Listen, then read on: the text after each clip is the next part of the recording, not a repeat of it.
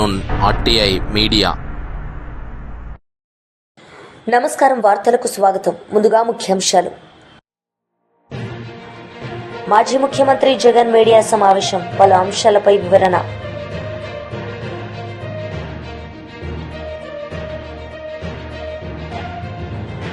BJP నేతలు media సమావేశం, పలు అంశాలపై వివరణ.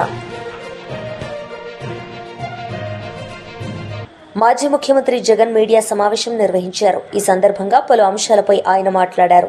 ఈ పరిస్థితిలో బూత్లో ఏజెంటే లేకుండా ఎన్నికలు రిగ్గింగ్ చేసినారు. సాక్షాత్తు పోలీసుల సమక్షంలో పోలీసుల ప్రోద్బలంతో బూతులోకి వెళ్ళే ఏజెంట్ల ఫాములను వీళ్ళే తీసేసుకొని చింపేసుకొని బూతులోకి ఏజెంటే పోని పరిస్థితిలో ఎన్నికలు నిర్వహించామని చెప్పుకుంటా ఉన్న ప్రజాస్వామ్యం మన రాష్ట్రంలో, బహుశా మన దేశంలో ఎక్కడ ఉండదేమో, ఒక్క మన రాష్ట్రంలో తప్ప.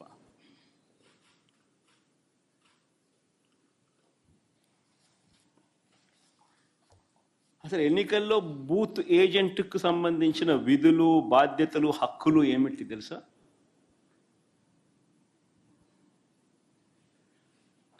అసలు ఓటర్లే లేక దొంగ ఓటర్లను గుర్తించడం ఎవరు చేస్తారు? ఏజెంటే చేయాలి. పోలింగ్ ఏజెంటే చేయాలి.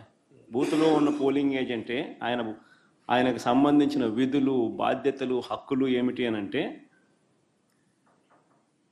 అసలు ఓటర్లా లేక దొంగ ఓటర్లా అని గుర్తించడం, ఓటర్ల జాబితాను తనిఖీ చేయడం, అక్రమాలు, బెదిరింపులు, ప్రలోభాలు పెట్టడాలు, ఫేక్ ఓటర్లు ఉంటే వాటిపై అక్కడే ఉన్న ప్రిసీడింగ్ అధికారికి వెంటనే చెప్పి వాటిపై ఫిర్యాదులను అధికారికంగా నమోదు చేయడం, ఇవన్నీ పోలింగ్ ఏజెంట్ బాధ్యతలు.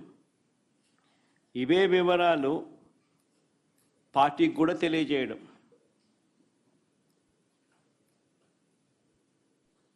ఈ బాధ్యతలు ఉంటాయి కాబట్టి ఏజెంట్లకు హక్కులు కూడా కల్పిస్తారు. వారు ఖచ్చితంగా బూత్లో కూర్చునే హక్కు, ఓటర్ల జాబితాను తనిఖీ చేసే హక్కు, అభ్యంతరాలు తెలియజేసే హక్కు, పోలింగ్ రికార్డులను పరిశీలించే హక్కు, కౌంటింగ్ వరకు కూడా దీనికి సంబంధించిన సమాచారాన్ని పొందే హక్కు, ఇవన్నీ కూడా ఏజెంట్లకు ఉంటాయి. ఒక పోలింగ్ ఏజెంటు బూతులోకి పోతూనే ఫామ్ 12 అన్నది, అంటే తన పోలింగ్ ఏజెంట్ను అపాయింట్మెంట్ చేస్తూ ఇచ్చే ఫామ్ను, క్యాండిడేట్ ఫామ్ 12 పోలింగ్ ఏజెంట్ను అపాయింట్ చేస్తూ ఇచ్చే ఫామ్ను, it's called form 12. Polling candidate పలానోడు నా ఏజెంట్, నా పోలింగ్ ఏజెంట్ అని చెప్పి అపాయింట్ చేస్తూ ఇచ్చే ఫామ్. ఆ ఫామ్ను తీసుకొని పోయి ఆ పోలింగ్ ఏజెంటు ఎన్నిక స్టార్ట్ కాకమునిపే ప్రిసీడింగ్ ఆఫీసర్కి ఇస్తాడు ఆ ఫామ్. ప్రొసీజర్ అది. ఆ తర్వాతనే బూత్లో కూర్చుంటాడు. మా ఏజెంట్ల నుంచి ఈ ఫాములను నిన్న టీడీపీ వాళ్ళు, పోలీసులు దగ్గరుండి లాక్కోవడము, చింపేసేయడము.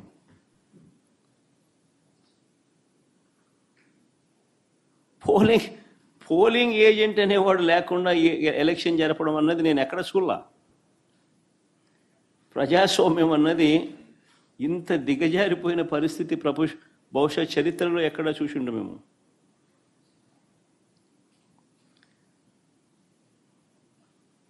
ఓటర్ వచ్చి తన పేరు చెప్పిన తర్వాత, ఓటర్ మామూలుగా ఎన్నికల్లో పోలింగ్ రూమ్లోకి వచ్చిన తర్వాత యూజువల్లీ ఆ ఓటరు తన పేరు చెప్తాడు గట్టిగా.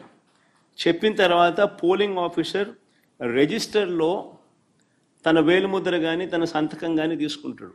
ఆ ఓటర్కు సంబంధించిన సమాచారాన్ని తాను పోలింగ్ ఆఫీసర్ ఆ రిజిస్టర్లో వేలుముద్ర అన్నా, ఓటర్ వేలుముద్ర లేదా సంతకమన్నా తీసుకుంటాడు రిజిస్టర్లో. ఈ రిజిస్టర్ నింపేది పోలింగ్ ఆఫీసర్, కానీ తనిఖీ చేసేది ఏజెంట్. అవసరమైతే తాను అభ్యంతరం చెప్తాడు. ఇది ప్రొసీజర్. పోలింగ్ ముగిసిన తర్వాత, అయిపోయిన తర్వాత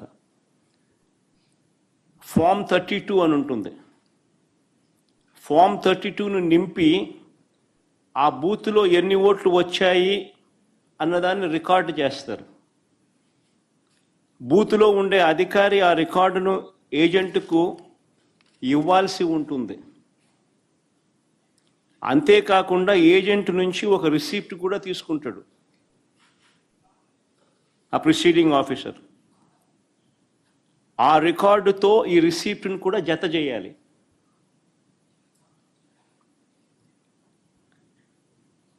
ఆ రికార్డును కూడా ధృవీకరించాల్సి ఉంటుంది. ఇది ప్రొసీజర్. బ్యాలెట్ బాక్స్కు సీల్ వేసేటప్పుడు, బ్యాలెట్ బాక్స్కు సీల్ వేసే ప్రక్రియ పూర్తి. కొడంగల్ శాసనసభ నియోజకవర్గ పరిధిలోని పలు దేవాలయాలను ఉన్నతంగా అభివృద్ధి చేయాలని ముఖ్యమంత్రి శ్రీ ఏ రేవంత్ రెడ్డి గారు అధికారులను ఆదేశించారు. కొడంగల్లోని శ్రీ మహాలక్ష్మి వెంకటేశ్వర స్వామి ఆలయం, దౌలతాబాద్లోని శ్రీ వెంకటేశ్వర స్వామి ఆలయం, కోస్గిలోని శివాలయం, వేణుగోపాల స్వామి వారి ఆలయాలను సంస్కృతి సాంప్రదాయాలకు అనుగుణంగా చాలా గొప్పగా అభివృద్ధి చేయాలని నిర్ణయించారు. రాష్ట్ర ప్రధాన కార్యదర్శి సతీష్ కుమార్ రెడ్డి ప్రెస్ మీట్ నిర్వహించారు. ఈ సందర్భంగా సీఎం చంద్రబాబు నాయుడుపై ఆయన మండిపడ్డారు. వాళ్ళకి ఇంకొక 10 మంది కలిశారు. ఆ నెక్స్ట్ రోజు వచ్చినప్పటికి ఇంకొక 10-20 మంది కలిసి రమేష్ యాదవ్ ఎమ్మెల్సీ, వేల్పల రామలింగారెడ్డి, నంద్యాల హేమాద్రి రెడ్డి, ఇతరులంతా మా పార్టీ వాళ్ళు నల్గొండవారిపల్లిలో మాకు సంబంధించినటువంటి, మాకు కావలసినటువంటి నాయకులకి ఏదో మంత్రాలు చెప్పుకొని బయటికి తిరిగి వస్తూ ఉంటే కార్లు నిలబెట్టి నిర్దాక్షిణ్యంగా వాళ్ళ మీద దాడి చేయడం జరిగింది. దాడి చేసిన తర్వాత వీళ్ళు కార్లలో నుంచి దిగకుండా ఉంటే కార్ల మీద పెట్రోల్ పోసి కార్లు కాల్చే ప్రయత్నం చేసేటప్పుడు వీళ్ళు ఎందుకు నైట్ చేస్తారని చెప్పి కారు దిగినారు. విచ్చలవిడిగా సంపండ్రా అని చెప్పి వీళ్ళ మీద దాడి చేస్తే ఆడినటువంటి గ్రామస్తులు, ఈ లోపల ఆడోళ్ళు వీళ్ళందరూ కూర్చొని పరిగెత్తుకుంటూ వచ్చి వీళ్ళని రక్షించగలిగినటువంటి పరిస్థితి ఉంది. మళ్ళీ 10-15 నిమిషాలకు పోలీసులు వచ్చారు. పోలీసులు కూడా వాళ్ళ యొక్క ఆ సంఘటన ఇంకా పెద్దది కాకుండా ఆపినారు. దీన్ని నిస్సిగ్గుగా ఇప్పుడున్నటువంటి డిఐజీ ఈరోజు ఇన్ని అనార్థాలకు, ఇన్ని అక్రమాలకు కారణమైనటువంటి ఒక డిఐజీ దీన్ని కూర్చొని మాట్లాడతాడైనా, మేమే లేకుండా ఉంటే తలలు లేచిపోయేటివి, వాళ్ళకేం పని, పత్యాపారం చేయని పోయినారా? ఇవి ఒక డిఐజీ మాట్లాడినటువంటి మాటలు. సభ్య సమాజం సిగ్గుతో తలదించుకుంటుంది. డిఐజీ గారు, మీరు మాట్లాడినటువంటి మాటలు, మీరు వ్యవహరించినటువంటి తీరు చూస్తే ఈ నాగరిక ప్రపంచమంతా అసహ్యంతో తలదించుకునేటువంటి పరిస్థితులు ఉన్నాయి. నీ పోలీసులంతా తలదించుకునేటువంటి పరిస్థితులు ఉన్నాయి. అసలు ఒక ఎమ్మెల్సీనో లేకుంటే కార్యకర్తలు ఒక గ్రామానికి ప్రచారానికి పోవాలంటే పత్తి వ్యాపారం అది హక్కు లేదా? నేను అడుగుతాండా. ఈ కోయా ప్రవీణ్ నేను అడుగుతున్నా, మా పార్టీ కార్యకర్తలు కానీ, మా పార్టీ నాయకులకు కానీ ఇంకొక గ్రామానికి పోయి మేము ప్రచారం చేసుకునేదానికి మాకు హక్కు లేదేమయ్యా? నువ్వు కూర్చొని పత్తి వ్యాపారం అంటావు, మీరు లేకుండా ఉంటే తలలు లేచిపోయినాయి అంటాడు.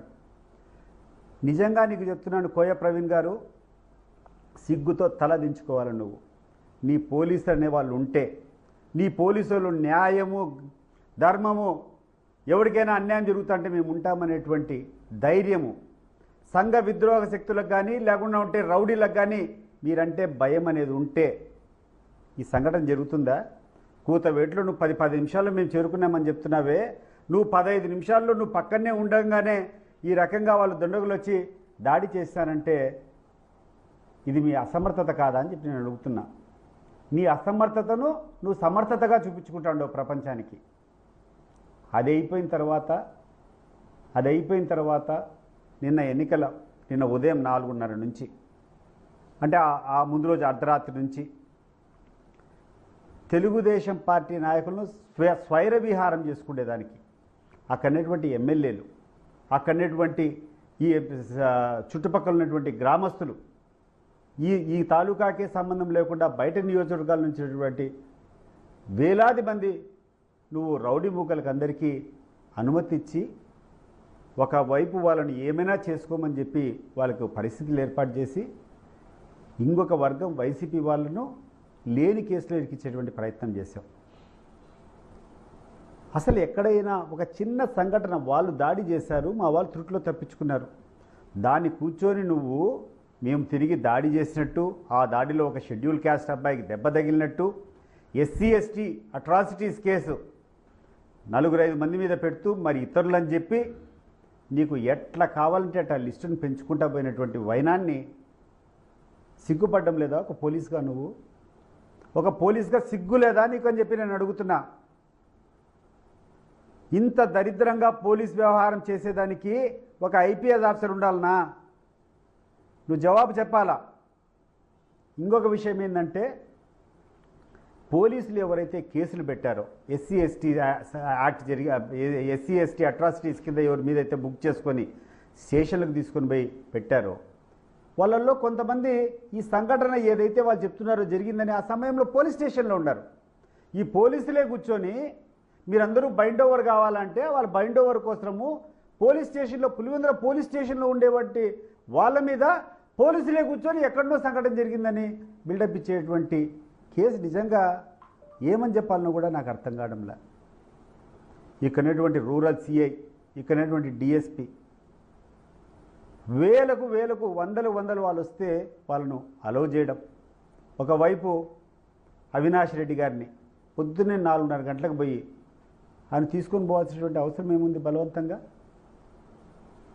ఈరోజు ఈ నియోజకవర్గానికే సంబంధం లేదు, ఈ నియోజకవర్గ ప్రజలతో సంబంధం లేదు, ఎక్కడో ఉన్నటువంటి కమలాపురం ఎమ్మెల్యే, ఎక్కడో ఉన్నటువంటి జమల్మడుగు ఎమ్మెల్యే, ఎక్కడో ఉన్నటువంటి ప్రొద్దుటూరు ఎమ్మెల్యే కొడుకు, అక్కడి నుంచి వందలు వేల మంది నాయకులంతా ఇక్కడ వచ్చి కూర్చొని వాళ్ళ జనానంతా తీసుకొని వచ్చి విచ్చలవిడిగా ఊళ్ళల్లో పెడతా ఉంటే వాళ్ళకు ఒక పక్క మీరు సపరివార్యాలు చేసి ఎవరైతే జెన్యున్గా ఆ ఊళ్ళో ఓటర్లు ఉంటారో నల్లగొండ వరిపల్లి కానీ, లేకుంటే కొత్తపల్లి ఎర్రపల్లి కొత్తపల్లిలో కానీ, లేకుంటే కనంపల్లిలో కానీ, లేకుంటే చంద్రగిరిలో కానీ ఎవరైతే ఓటర్లు ఉంటారో ఆ ఓటర్లను ఊర్లోకి రావాలంటే భయం కలిగించేటువంటి పరిస్థితులు ఈ సమాజం మర్చిపోదు. కోయా ప్రవీణ్ గారు గుర్తుపెట్టుకోండి, ఈ సమాజం మర్చిపోదు.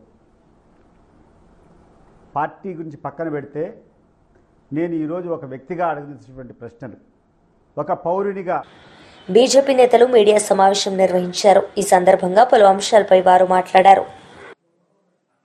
నమస్కారం. భారత ప్రభుత్వము అదే రకంగా భారతీయ జనతా పార్టీ తరపున ఈ 79వ స్వతంత్ర దినోత్సవాన్ని పురస్కరించుకొని దేశవ్యాప్తంగా గత 3 రోజులుగా తిరంగా ర్యాలీ కార్యక్రమాలు దేశవ్యాప్తంగా జరుగుతూ ఉన్నాయి. ఊహించని విధంగా పాఠశాల విద్యార్థులు, కళాశాల విద్యార్థులు, యువతీ యువకులు పెద్ద సంఖ్యలో ఈ యాత్రలలో పాల్గొంటున్నారు. అదే రకంగా 15వ తేదీ నాటికి స్వతంత్ర దినోత్సవం నాటికి ప్రతి ఇంటిపైన త్రివర్ణ పతాకాన్ని, జాతీయ జెండాను ఎగురవేసుకొని దేశభక్తిని, ఐక్యతను చాటాలని చెప్పేసి భారత ప్రధాని నరేంద్ర మోడీ గారు పిలుపునిచ్చారు.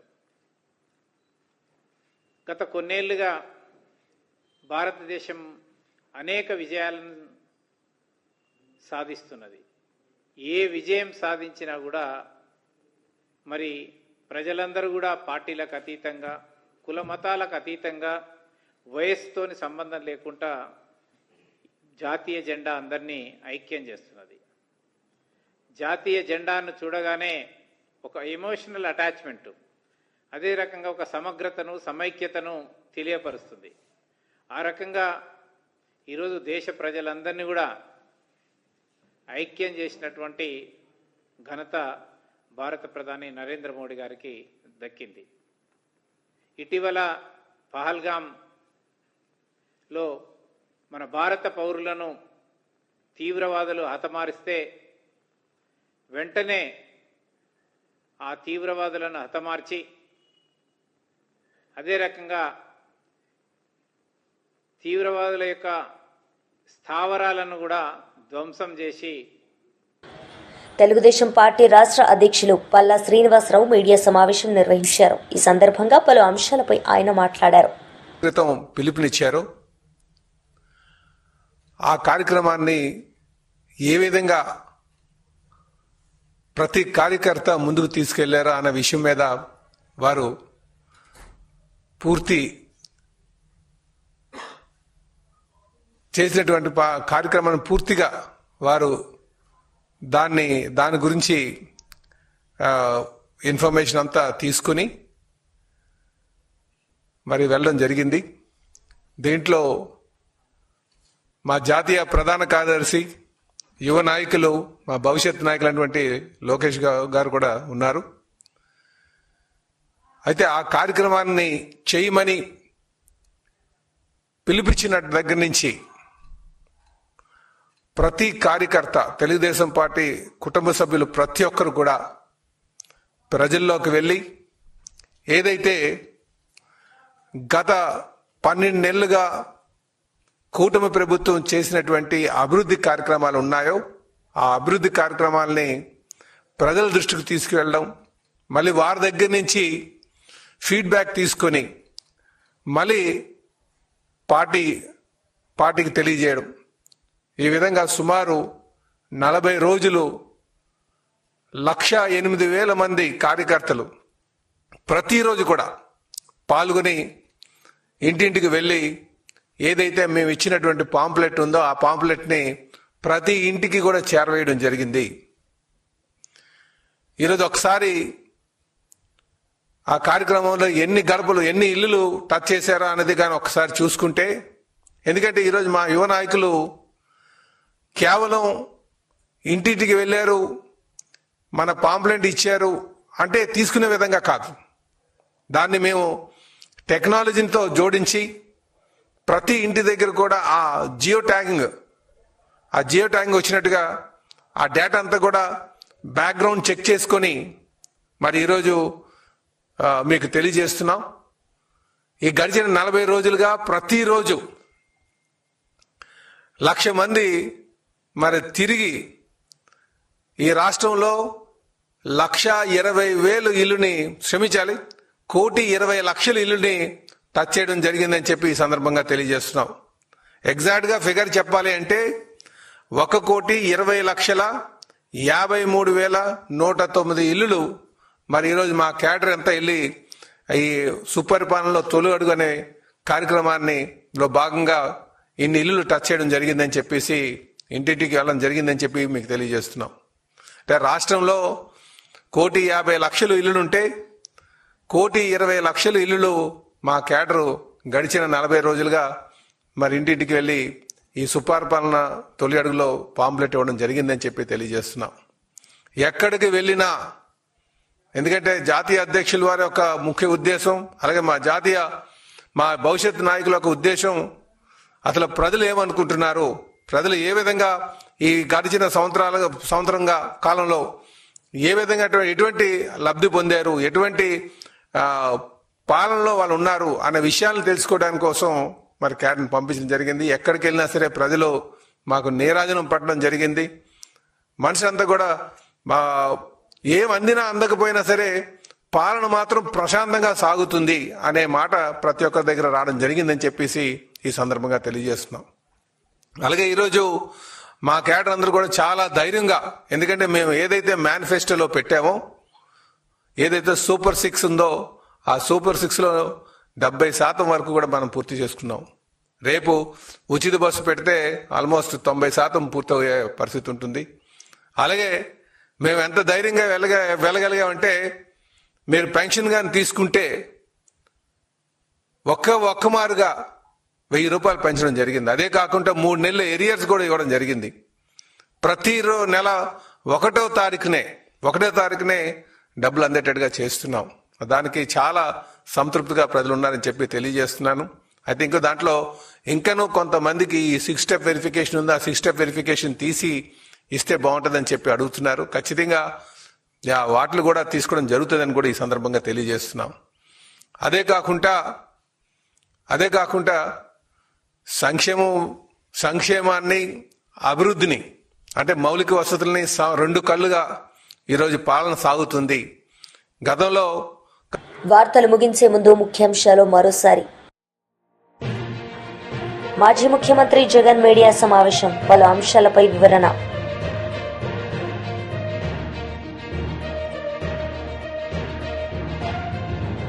బీజేపీ నేతలు మీడియా సమావేశం, పలు అంశాలపై వివరణ. ఈ వార్తలు ఇంతటితో సమాప్తం. తిరిగి ప్రసారమయ్యే వార్తల్లో మళ్ళీ కలుద్దాం. అంతవరకు సెలవు. నమస్తే.